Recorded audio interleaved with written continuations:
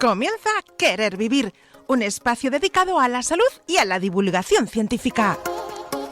Dirigido por Javier Mauri, abordaremos temas que afectan a tu bienestar físico, psicológico y social. Quédate con nosotros y conocerás los mejores tratamientos médicos complementarios y alternativos, y siempre desde el rigor científico.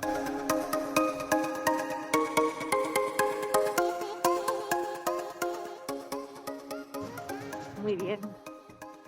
Saludos, queridos amigos y seguidores de Radio Medina, de la 107.4 de la FM Exterior. Estamos aquí con una entrega más de Querer Vivir y también queremos saludar a todos nuestros seguidores de nuestro canal de YouTube. Vamos a tocar el tema que ya esbozamos hace un par de programas más sobre las bandas juveniles. ¿Qué son las bandas juveniles? ¿Cómo se definen? ¿Qué actividades tienen? ¿Qué tipo de bandas juveniles hay? Y si este fenómeno va creciendo o va disminuyendo en todo el territorio nacional. Para ello tenemos a María Saavedra, que ahora la vamos a presentar. María, saludos y bienvenida y muchas gracias por atendernos. No, a vosotros por querer que participe en esta colaboración y con un tema tan interesante que está en boga ahora de muchos medios de comunicación. Muchísimas gracias. Estas son cosas del directo. Hemos llegado tarde a la cita con María y está ahora mismo en la calle, como pueden ver todos nuestros seguidores. Es una gentileza. Presentamos ahora a nuestros compañeros que nos van a acompañar en esta singladura. Luis Aniza, desde Sevilla, bienvenido y buenos días, compañero. Muy buenos días, compañeros, buenos días a todos, especialmente a María. Muchísimas gracias por atender a nuestra petición y deseante de iniciar este programa. Muy bien, muchísimas gracias, Luis. Ana Ballesteros, desde Albacete, nuestra coach. Buenos días y bienvenida, compañera. Buenos días, gracias y buenos días a todos y encantada de estar nuevamente en un programa con todos vosotros y saludar un especial saludo a María, nuestra invitada, a pesar de que, fíjate cómo la hemos pillado, que nos atienda y colabore con nuestro programa. Gracias, María. Nada, un placer. Muy bien, muchas gracias. Nuestra compañera dietista Bea Rodríguez desde Oviedo, tierras asturianas. Buenos días y bienvenida, Bea.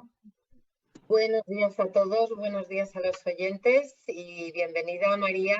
No pierdo tiempo más porque va muy apurada y estamos deseando escucharla. Muchísimas gracias. Y nuestra queridísima compañera también desde Sevilla, Luis Angulo. ¿Qué tal? Buenos días y bienvenida. Buenos días a todos. En primer lugar, darle las gracias a María por dedicarnos un poquito de su tiempo y, por supuesto, encantadísima de estar con todos vosotros de nuevo. Muy bien, pues vamos a presentar ahora a nuestra invitada. Ella es María Saavedra, lleva 16 años trabajando con técnicas de psicoterapia breve de alto impacto, es psicóloga sanitaria con especialidad escolar y laboral, creadora de Sexfulness, de la psicoterapia corporal interpersonal del Budelani y Compilife. Trabaja también con muchas especialidades y técnicas desde la MDR, hipnosis, programación neurolingüística, cognitivo conductual, coaching, psicodrama, EFT, coach y luego en el descriptor de nuestro canal de YouTube vamos a poner el contacto, la página web donde pueden encontrar a María. María, la primera pregunta, ¿cómo podemos definir una banda juvenil?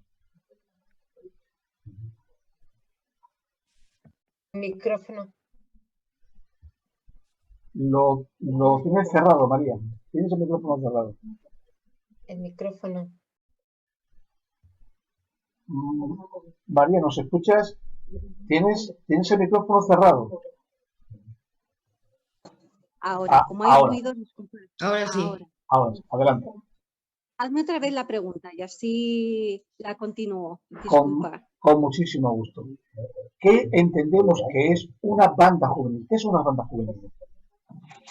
Bueno, una banda juvenil parte, digamos, tiene varias características, entre ellas que se unen, ¿vale?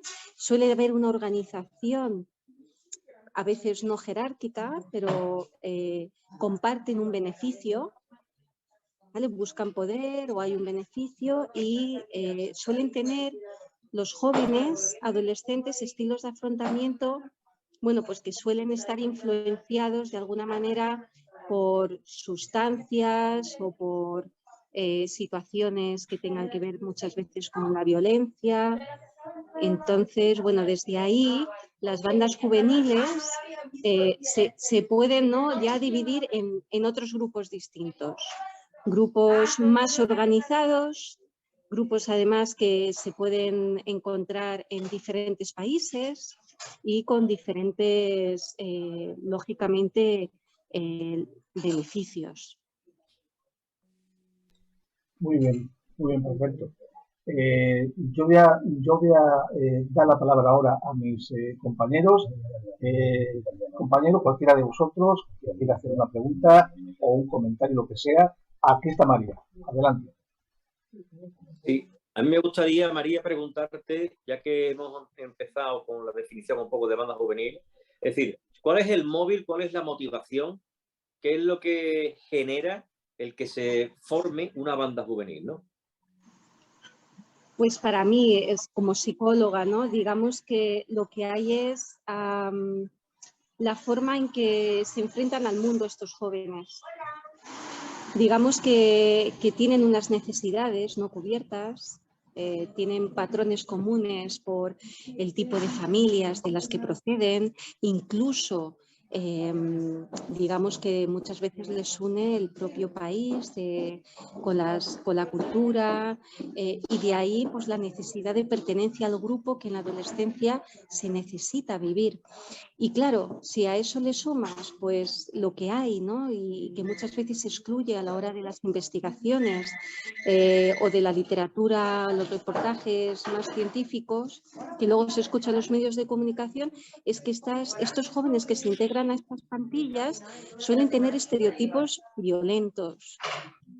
¿Por qué? Porque necesitan también tener un estilo de afrontamiento que les proteja de la inseguridad que pueden estar viviendo, ¿no?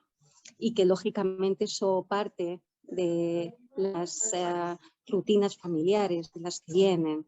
Y muchos de estos grupos, lógicamente una cosa es una banda juvenil, otra cosa son grupos más organizados, pero suelen proceder, fíjate, de situaciones civiles, situaciones graves que han podido vivir en sus países de orígenes también y que eso hace que necesiten sentirse muy protegidos. Y muchas veces se van, pues eso, a grupos con cierta violencia, donde ellos, bueno, se sientan mejor consigo mismos. Esa es un poco mi opinión, ¿eh? María, Gracias, María. Un segundo, vea, escuchamos que dicen María ciertas voces. No sé si estás en un lugar donde hay más personas. Bueno, no pasa nada. Como voy en la calle, me he metido en una cafetería. Ah, bien. Bueno. Bien. Creo que más directo es imposible. Es el pulso de la vida cotidiana. Muy bien. Compañera Bea, adelante. María, a mí me gustaría saber el nivel económico-social de estas pandillas juveniles. ¿Suele ser igualitario o se mezclan de todos los grupos sociales?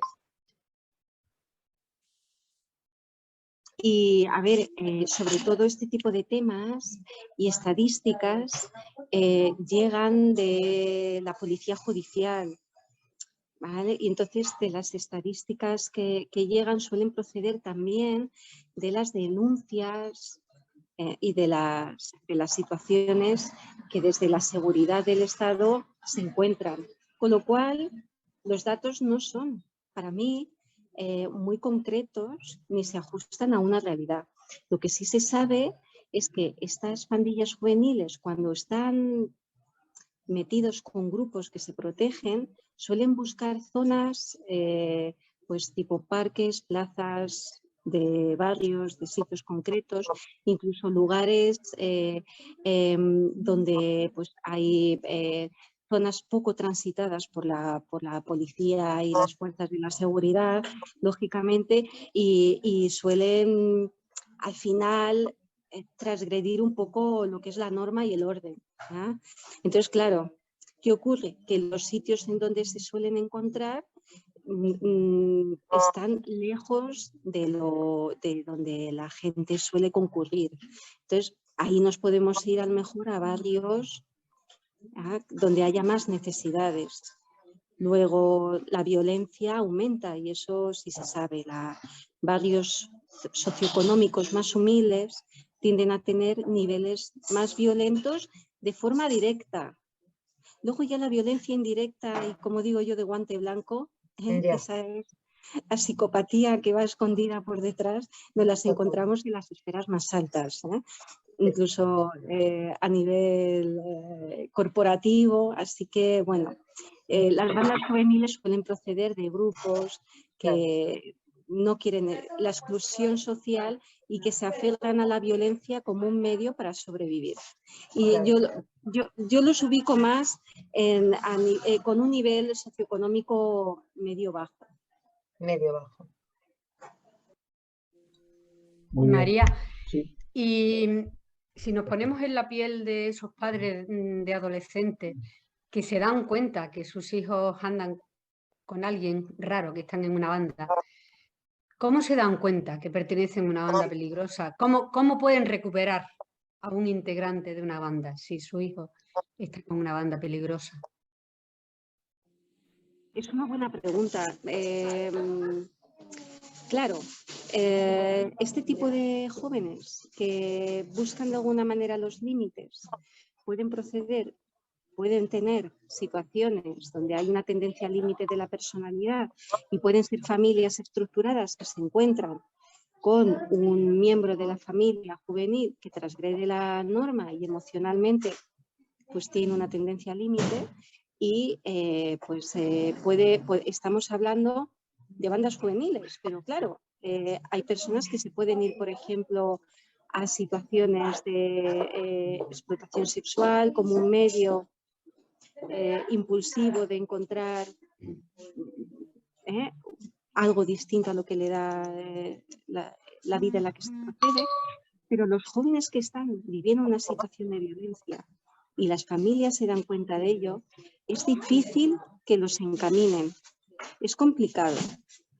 Es complicado. Entonces, primero que para llevarlo, digamos, a una consulta psicológica y que como una forma, ¿no?, de ver cómo pueden ayudarle ante necesidades que ellos sientan que no pueden cubrir, pues primero tiene que ser un acto voluntario por parte del joven. Con lo cual, ya eso es complicado. Segundo, que en la adolescencia la pertenencia al grupo es tan sumamente imprescindible, incluso para el desarrollo del cerebro, que quitarles de eso sería quitarles casi que de aquello por lo que se motivan en la vida. Entonces, son situaciones altamente complicadas y rompen muchísimas familias. La gente sufre mucho. Sí que os puedo hablar, por ejemplo, y perdonad que no me quiero tampoco alargar mucho, cómo desde algunos países intentan vencer este tipo de conflictos intrafamiliares cuando hay un miembro, un joven o una joven que se va, ¿no?, hacia la parte más límite y transgrede los límites, donde de alguna manera se buscan esferas compartidas, pues trabajo en grupo, donde trabajan la autoestima y sobre todo se dirige mucho a la creación de empleo, para darles fórmulas para que puedan empezar a trabajar y poder integrarles desde un lugar diferente al que ellos han podido acceder desde el grupo de amigos. Pero poco más, es complicado. Muy bien. Ana Ballester. Sí, María, has hablado de necesidades también. ¿Qué necesidades crees que intentan cubrir estas personas, estas almas tan jóvenes, eh, para tener esos comportamientos tan hostiles desde tan temprana edad? ¿Cuáles son esas necesidades no cubiertas desde su niñez? Es muy buena pregunta, muchísimas gracias. Pues estamos hablando básicamente, para que los oyentes lo entiendan de una manera muy sencillita, hablaríamos de 3 necesidades básicas.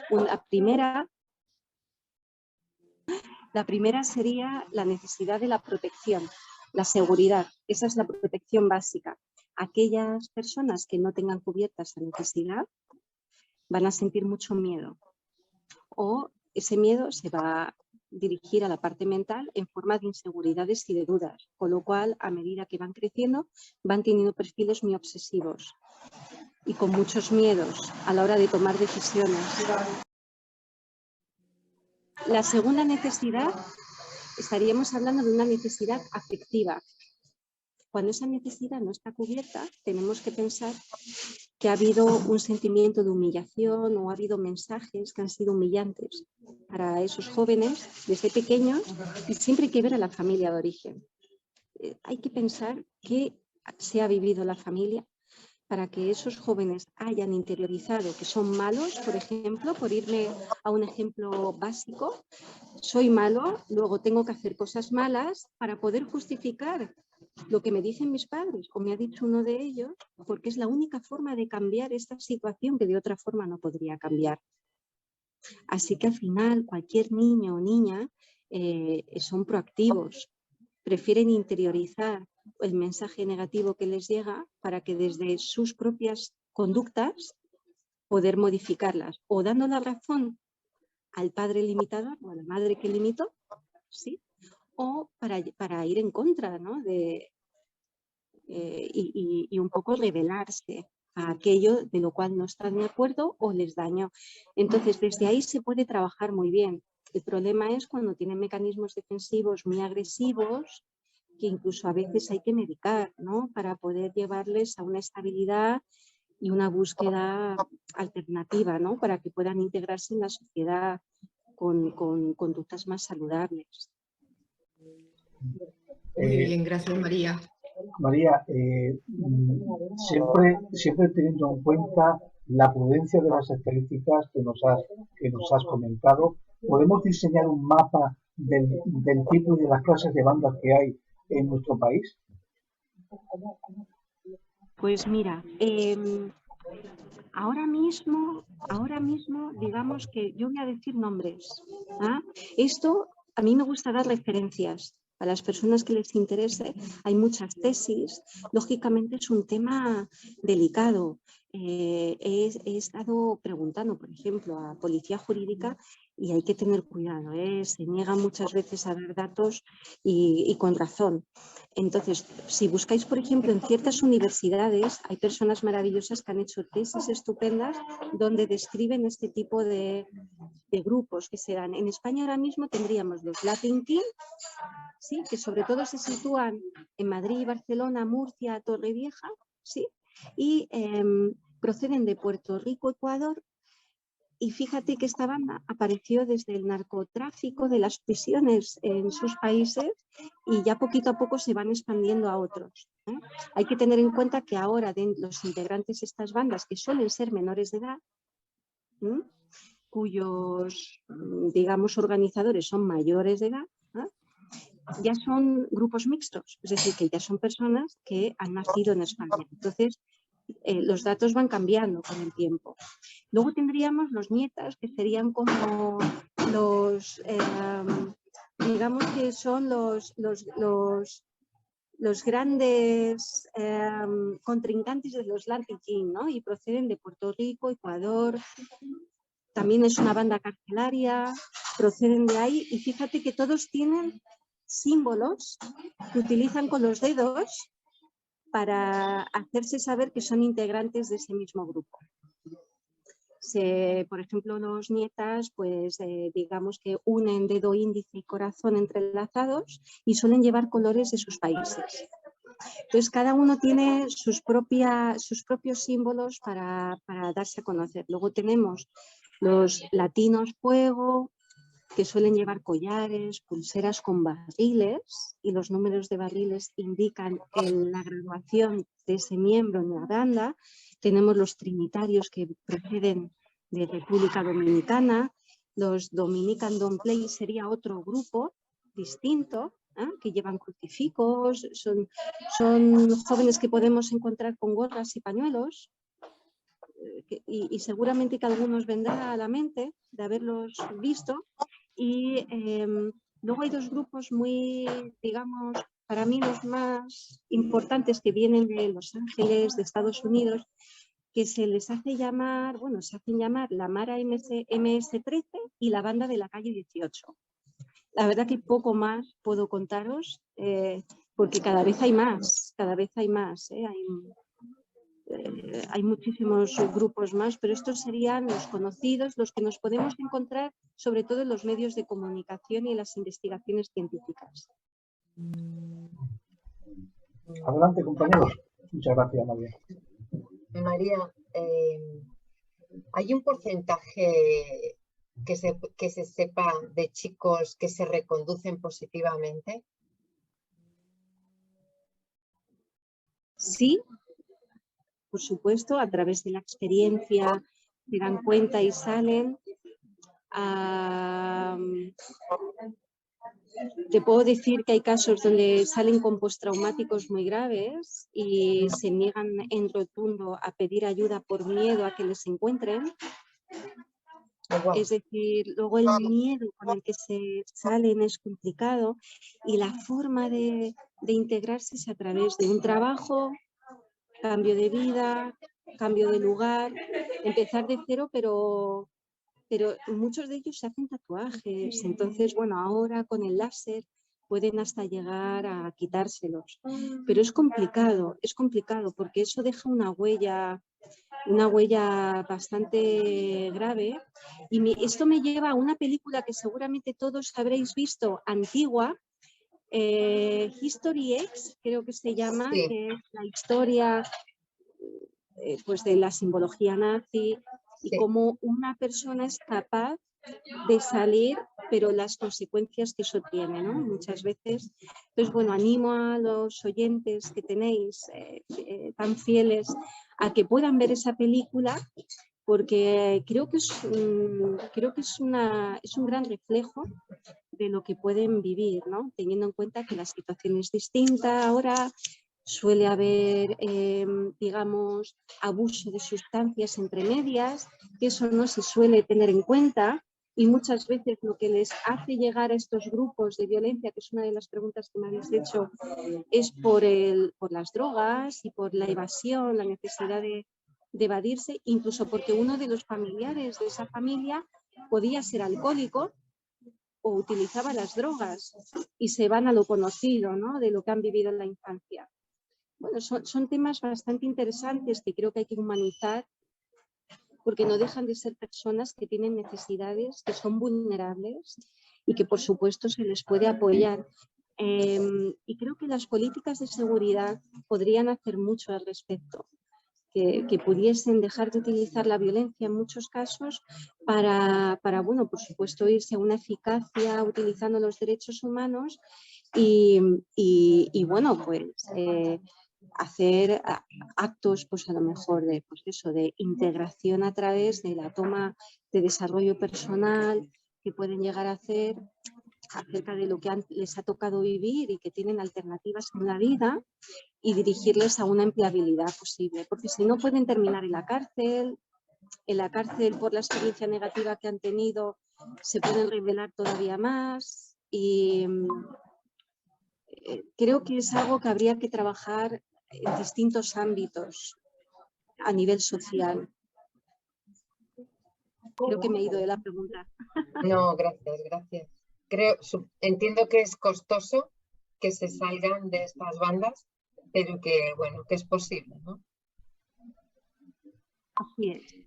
María, según he entendido de lo que has comentado, los cabecillas o reyes, ¿no?, como se llaman, de estas bandas son todos mayores de edad, y utilizan a estos adolescentes a través de una supuesta ideología, ¿no? Como un medio para lucrarse, ¿no? A través del narcotráfico.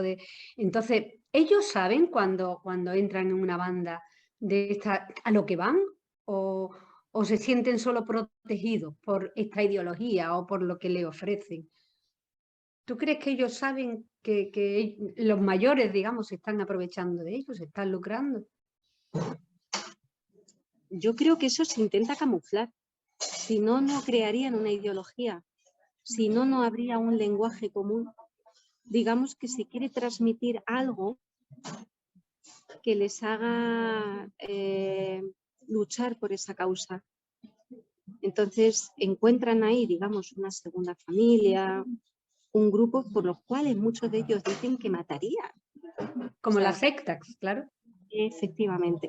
Entonces sí, claro que hay matices y por las edades que tienen tan vulnerables, el desconocimiento que tienen de las posibilidades que hay en la vida, incluso de dónde proceden muchas veces, tener en cuenta que si han vivido situaciones violentas, el cerebro, el córtex prefrontal no funciona de la misma manera que una persona que ha tenido situaciones con poca intensidad emocional. Es decir, aquellos niños que han vivido mucha intensidad emocional y situaciones de afrontamiento con mucha desesperación, se les congela el cerebro, digamos, ¿no? Es decir, la forma en que las conexiones neurales hacen su trabajo no funcionan igual que una persona que está tranquilamente estudiando en casa o con su grupo de amigos chateando o jugando al fútbol. Entonces, claro, el cerebro no elabora ni filtra la información como lo podríamos hacer en otras situaciones. Sí, gracias, María. María, sí. Luis, adelante, perdona, adelante. Porque bueno, todo lo que hemos visto, tipo de bandas y demás, el predominante es el género masculino, ¿no? Pero yo tengo curiosidad por dos cosas fundamentalmente. ¿Hay mujeres integradas dentro de estas bandas? ¿O hay bandas formadas por mujeres? ¿Se tiene constancia de bandas formadas por mujeres? Porque la problemática inicial, la génesis es la misma, ¿no? Es decir, ¿cómo está ese asunto? Qué buena pregunta es. Qué buena pregunta, ¿eh? Me has pillado. Te puedo decir que a consulta llegan personas jóvenes que han sido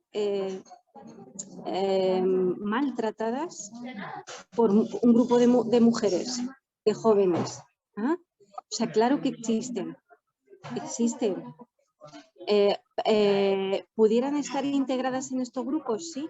Ahora hay que tener en cuenta que la cultura, claro, la cultura es machista y eso también es real. ¿Sí? Ojalá pudiera decir lo contrario. Entonces, claro, digamos que están más silenciadas, el número de mujeres es mucho menor que el grupo de hombres, teniendo en cuenta que además la testosterona, y es así, hace que el hombre se sienta más cómodo con la fuerza física y la tendencia de afrontamiento femenino tiende a ser un afrontamiento más directo verbal. Es distinto la manera en que nos relacionamos en grupo las mujeres con los hombres. Sí hay cada vez más mujeres integradas, no se tiene el mismo porcentaje y es mucho menor que el de los hombres, pero sí que hacen daño, vamos, que cuando salen y se acercan a alguien, sin duda les deja huellas, porque luego hay que trabajar postraumáticos en la consulta. Así que sí, se dan situaciones. Gracias, María. María, has comentado hace un momentito que las organizaciones, las instituciones, mejor dicho, podían hacer más de lo que están haciendo. Pero claro está, estas personas por ellos mismos no van a acudir a pedir ayuda. ¿Cómo se les se les reorganiza, cuando cometen algún delito, se les ofrece un plan para cambiar de vida o cómo se hace con ellos para que sepan las familias qué es lo que pueden hacer. ¿Qué se hace, María? Pues claro, ahí la rehabilitación, ahí está lo interesante, ¿no? Por supuesto que hay muchísimos voluntarios, hay profesionales penitenciarios que tienen programas de rehabilitación donde se les trata a nivel emocional, a nivel penitenciario. De cara, por ejemplo, a la mujer, tenemos en Madrid y en los diferentes municipios siempre va a haber puntos de encuentro para la violencia de género y por supuesto que estos casos entrarían dentro y además hay un equipo formidable de personas que están por y para y además con un apoyo jurídico, con un asesoramiento no solamente de abogados, sino hay psicólogos, hay trabajadores sociales. Y te puedo decir lo que se hace en otros países. A mí me encantaría que se empezara a hacer aquí en España, pero en Ecuador la Fundación Serpaz, por si a alguien le puede interesar, ha conseguido resultados positivos de rehabilitación creando, fijaros, qué interesante este proyecto, creando microcréditos administrativos. Y los administraban los mismos jefes pandilleros, fijaos la situación, que junto con formaciones, pues como he comentado, para trabajar autoestima, para trabajar un estilo de afrontamiento no violento y dirigido a la empleabilidad, por supuesto que han apoyado y han conseguido el abandono de armas, el abandono de incluso de integrantes de esos grupos, ¿no? Pero dentro del grupo han conseguido que dejen el uso de las armas.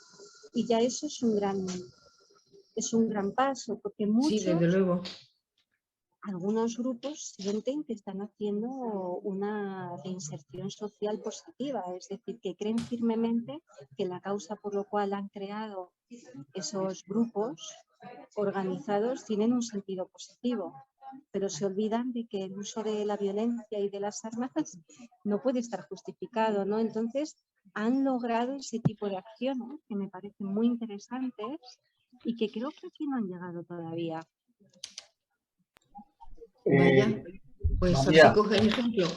María, Gracias. compañeros, vamos a cortar aquí, vamos a dejar que María se tome un café en esa cafetería en donde nos está atendiendo tan gentilmente. Estamos adquiriendo muchísimos conocimientos, María. Te vamos a dejar que te tomes un café, vamos a cortar aquí y en unos segunditos te mando un segundo enlace.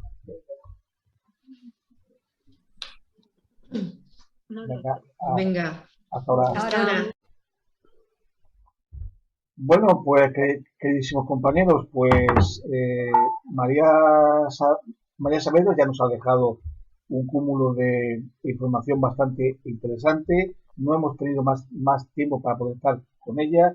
Se nos ha quedado una pregunta, como muy bien nos ha comentado nuestra compañera Ana Ballesteros, fuera de micrófono, importante, como qué tipo de terapias son las que suelen utilizarse, aunque ella ya ha apuntado algo sobre la reinserción social, que también suele ser terapéutica. Fíjate, dan microcréditos para los jefes de las pandillas para que se organicen y dejen la violencia. Fijaos, qué mejor jefe que el jefe de la pandilla. No sé qué opináis. Eso todavía no será aquí en España. ¿Qué opinas sobre eso? Sí, en principio, hombre, el hecho de que aquí en España, evidentemente, yo no tenía ningún tipo de noticia al respecto. Como iniciativa, una iniciativa me parece interesante, siempre y cuando, evidentemente, pues eso tenga un mecanismo de control y de gestión que sea lo suficientemente eficaz para que dé el rendimiento y el resultado que tiene que dar, ¿no? Si no, pues es dar un fondo ahí que realmente yo creo que sirve para poco, ¿no? Pero como iniciativa es una iniciativa interesante, ¿no? Es decir, yo también, una de las cosas que me preocupan al respecto de esto es que estamos hablando de un entorno de menores. evidentemente los menores, bueno, pues al ser menores, evidentemente, la parte alícuota de responsabilidad que tienen de sus actos es relativa, por el hecho de ser menores, pero tienen unos responsables que son sus padres, ¿no? De alguna forma. En el sentido ese, pues sí que me quedé por preguntar un poquito si hay algún tipo de formaciones institucionalizadas, ¿vale? O si no, formaciones, terapias o de alguna manera información a estos familiares que en definitiva son los responsables, hasta que estos chavales no cumplan la mayoría de edad, de estos miembros de las bandas, de estos chavales, ¿no? Es decir, que de alguna manera ahí, pues, bueno, pues hay una responsabilidad ahí que de alguna manera tendría que estar atendida por profesionales y al menos dar el asesoramiento adecuado para actuar de la manera más coherente posible con respecto a estos miembros, máxime si son miembros que de alguna forma, bueno, pues se están reinsertando o están en proceso de reinserción, porque estos chavales entran mucho en instituciones penitenciarias de menores, están rebotados continuamente. Algo apuntó María ahí, algo, un poquitín al respecto, pero sí que me hubiera gustado profundizar porque tiene que ser interesante el tema de cómo se aborda esto con la familia, con el núcleo familiar, claro. Yo pienso también que esa terapia tendría que empezar en el colegio, como todo, ¿no? Creo que estos adolescentes de pequeños sienten el desarraigo, ¿no? Porque no son españoles la mayoría. Lo mismo hay rechazo por parte de los compañeros y ahí yo creo que comienza el tema. Ellos no se sienten miembros de esta comunidad y buscan la seguridad en estas pandillas callejeras. No sé si desde pequeños lo tendríamos que integrar más, porque realmente hay mucha marginación en el colegio. Si el niño es de color, ya no solo latino, si es de magrebí, hay discriminación en niños pequeños. Claro que sí. Pienso. Claro que sí. Y eso puede ser un cargo de cultivo para claro. O sea que evidentemente las génesis son génesis que no solamente están en los entornos familiares, sino que están también en los entornos sociales, escolares. Claro, es que date cuenta de que un chaval que se ve, es que ha dado ahí con 3 factores que son esenciales: la protección, el punto de protección, lo que es el tema del el afecto, que es tan la importante. estima. Claro, la estima, o sea, es decir, estamos hablando de los pilares fundamentales sobre los que se crea una comunidad a una edad. Claro, si falla eso, pues el tema va desequilibrado y tiene muchas papeletas de desembocar una persona de esta, un ser humano, de desembocar en una banda que además está muy bien organizada, en el sentido de que están orquestadas desde arriba, como ella comentaba, ¿no? Donde probablemente tengan poca información al respecto de qué es lo que se está manejando, el cotarro que se está manejando, y son chavales muy vulnerables, muy fácilmente manipulables. Como todos los adolescentes, claro. Claro, con cualquier tipo de ideología, yo pues soy capaz de manipular a una serie de personas para que hagan lo que yo quiera que hagan. Pero claro, contra eso es difícil de luchar, ¿eh? En el tipo de sociedad en el que estamos hoy en día, claro está, ¿no?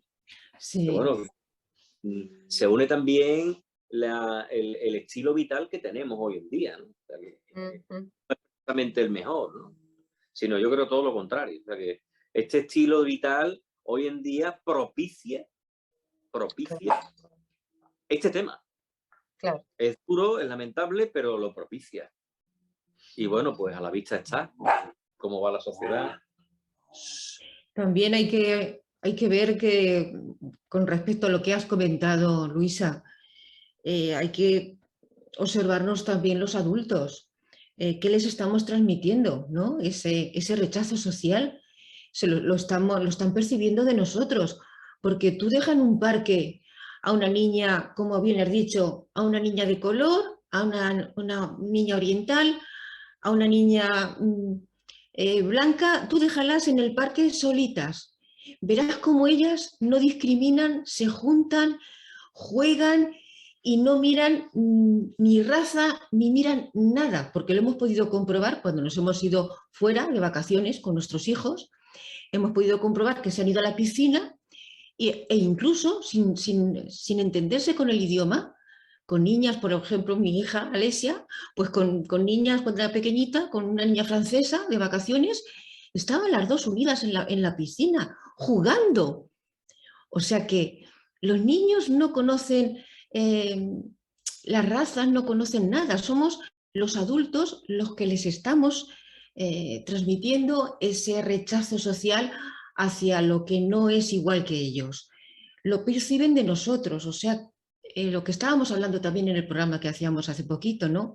Que somos nosotros realmente los que les estamos, no sé cómo decirte, como inculcando o como percibiendo ellos esta forma de vida. Entonces, claro. Y bueno, no solamente eso, es la televisión, son las películas, son los juegos, los propios vídeos. Es todo, es todo, Luis. En un entorno donde ese estilo de vida es normal. Entonces, si yo desde pequeño empiezo a visualizar algo que yo entiendo como normal, pues evidentemente lo integro en mi vida como algo normal. Eso es muy peligroso. Pero eso está ocurriendo, esa es la sociedad que tenemos. Sí. Está en nuestra responsabilidad el intentar paliar hasta cierto punto este efecto, pero eso no es nada fácil. No es nada fácil. Y además yo creo que se une que lo que ella decía, ¿no? Que son clases sociales medio bajas. Por lo tanto, sus padres probablemente están trabajando de sol a sol. Están trabajando muchísimo y no tienen tiempo a ocuparse de las necesidades emocionales de sus hijos. Ya no tiempo, sino fuerza, ni espíritu, ni ganas, ni cultura, ni entendimiento. Claro, es que verás, es una base es que todo va sobrerodado. Es decir, partimos de una base donde si hay carencia, si hay carencia en los progenitores, todo va rodado. Es que todo va rodado. Claro. Lo que dice Bea. Yo el otro día... Sí. De todo. Dime, perdón, Luisi, perdón. No, que lo que decía Bea, vi el otro día un reportaje de un chavalito que había caído en una red esta, y empezando por el colegio, porque le decían sudaca, no quería ir al colegio, y la madre estaba todo el día, como te has dicho, de sol a sol. Él se había venido desde no sé qué país aquí solo con la madre, y la madre estaba todo el día limpiando casas, y entonces él se aburría y se sentía solo, desplazado. ¿Qué pasó? Que encontró una banda de esta, como es tan vulnerable, le dio una seguridad tremenda y se hizo delincuente. Es que es hasta lógico. Te encuentras un cariño, una familia, lo que decía María. Lo que encuentran es el sentido de pertenencia. Justamente. Un sentido de pertenencia que no encuentran en su vida normal. Ni en la escuela, ni con sus padres. O sea, que es que ¿dónde lo encuentran? En una banda. Una banda. Y eso genera unos lazos muy, muy fuertes. Porque se sienten pertenecientes a algo que le da un sentido de vida. Joder, es fuerte. Pero vamos, estamos hablando en España, pero en Estados Unidos las bandas son tremendas. Da pánico. Da pánico. Es muchísimo peor. No sé si recordáis aquella película célebre de James Dean, Al este del Edén. Esa actitud de desarraigo, ¿no? de carencia, ¿no? de carencia. Vosotros pensáis, pues claro, el fenómeno de la asociación juvenil criminal, las bandas juveniles, que no todas son formadas por personas de origen latino, también hay bandas españolas, pero vosotros pensáis que la sociedad da una respuesta adecuada a este fenómeno que está creciendo, por cierto.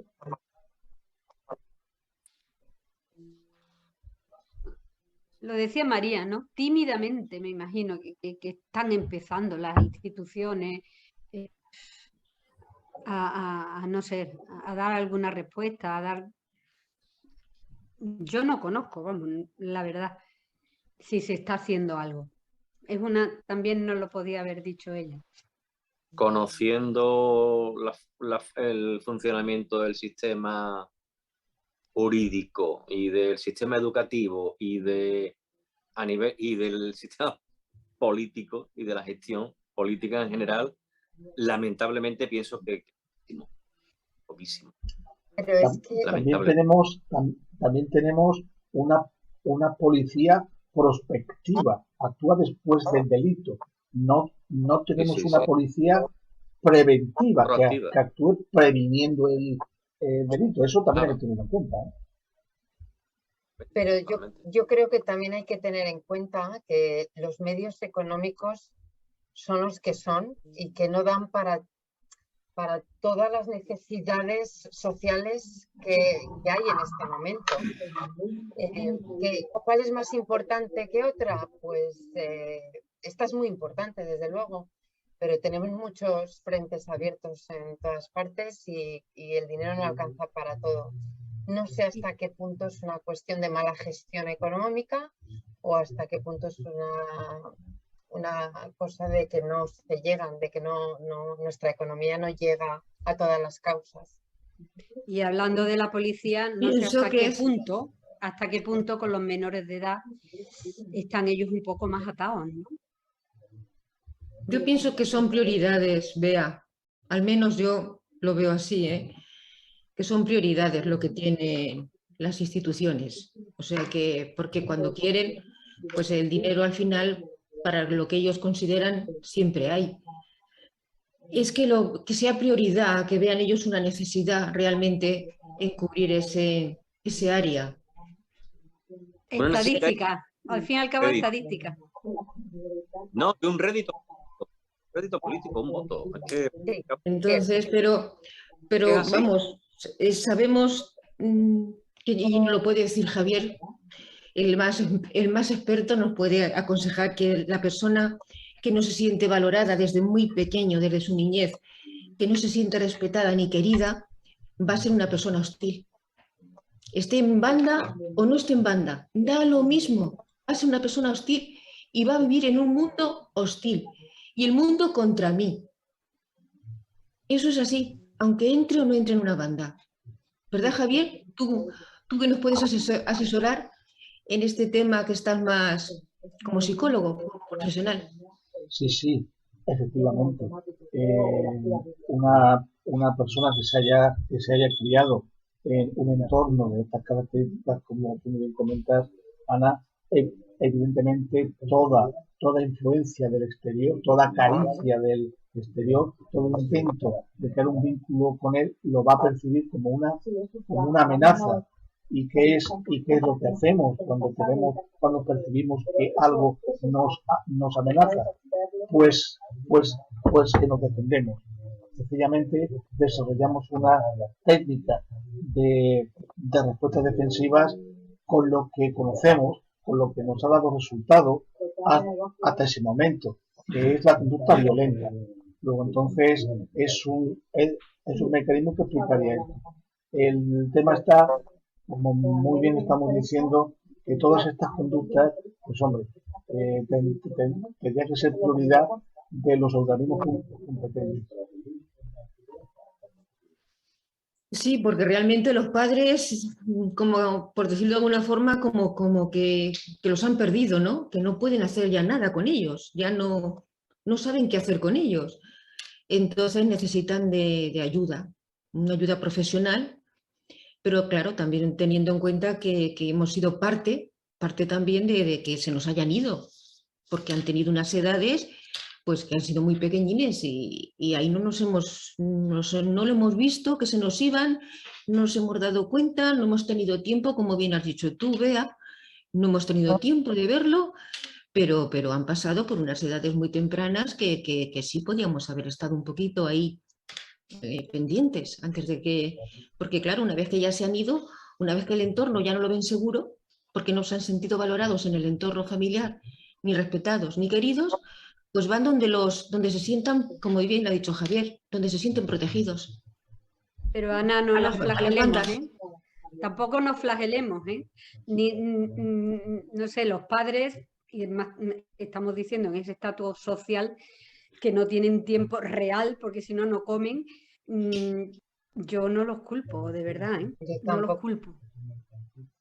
Pobre de ellos. Yo tampoco los culpo, por favor, claro, ¿cómo van a querer tener una situación así? Dios mío, es que no se han dado cuenta, no lo han visto, no han tenido quizás el conocimiento necesario, que también es importante. Ni herramientas, no tienen nada. Ni herramientas. A los padres también hay que, pienso que hay que darles cursos también para que sepan, para que vean en el momento que empieza el niño a tener cualquier comportamiento, que lo sepan percibir enseguida, porque no lo ves.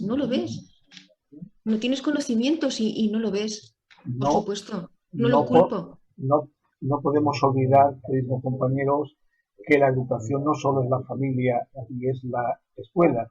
La educación es la calle, la educación son los medios de comunicación, muchísimas cosas. Tema súper amplio, se nos acabó el tiempo. Muchísimas gracias por haber estado aquí compartiendo este tiempo con Radio Mairena. Muchísimas gracias, compañeros, y que paséis un buen fin de semana. Gracias. Buen fin de Feliz fin de semana. Hasta siempre. Hasta luego. Gracias a todos. Hasta luego.